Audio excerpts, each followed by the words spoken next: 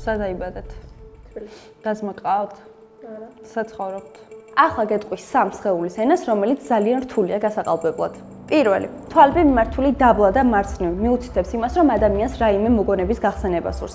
მაგრამ როცა თვალები მიმართულია ქვემოთ და მარჯვნივ, ეს მიუთითებს, რომ შეიძლება ის რაიმე სიტყვებოდეს. მეორე, წამიერი ემოცია.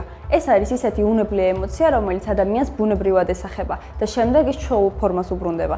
გამოცდილი გამოძიებლები სწორედ ამ წამიერი ემოციების მექანიზმით ხვდებიან, თუ რა არის მოწმის რეალური ჩანაფიქრი.